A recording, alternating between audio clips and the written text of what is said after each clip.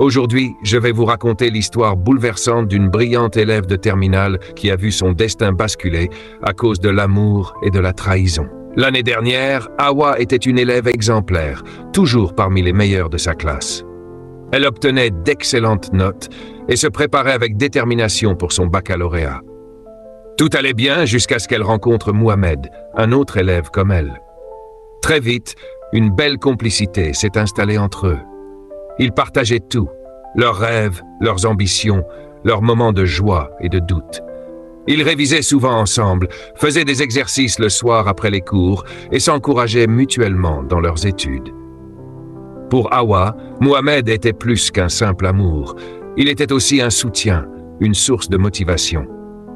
Mais il y avait une autre personne tout aussi importante dans sa vie. Pascaline, sa meilleure amie. Elles se connaissaient depuis plusieurs années et étaient inséparables. Hawa partageait tout avec elle, ses joies, ses peines, ses petits secrets. Pascaline était celle qui la conseillait, qui l'écoutait, qui la réconfortait dans les moments difficiles. Hawa lui parlait souvent de Mohamed, lui racontait leurs projets et combien il comptait pour elle. Jamais elle n'aurait imaginé que Pascaline pouvait lui faire du mal.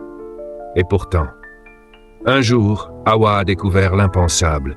Mohamed et Pascaline entretenaient une relation dans son dos. La personne en qui elle avait le plus confiance, sa confidente, était celle qui la trahissait le plus violemment.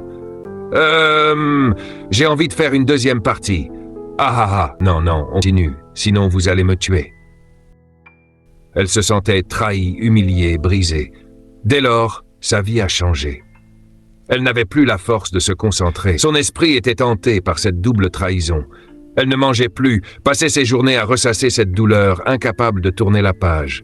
Son chagrin était si profond qu'il a fini par impacter ses études. Malheureusement, elle a échoué à son examen. Mais rassurez-vous, mes chers followers, ceux qui suivent nos chroniques. Alhamdoulilah, aujourd'hui, Hawa va mieux. Elle a rencontré un garçon très gentil qui l'aide à se reconstruire et à retrouver confiance en elle. Plus déterminée que jamais, elle poursuit ses études et vise la réussite. Priez pour elle, pour qu'elle obtienne enfin son baccalauréat. Et n'oubliez pas, si vous aussi, vous avez une histoire à partager, envoyez-la moi. Je la raconterai pour vous.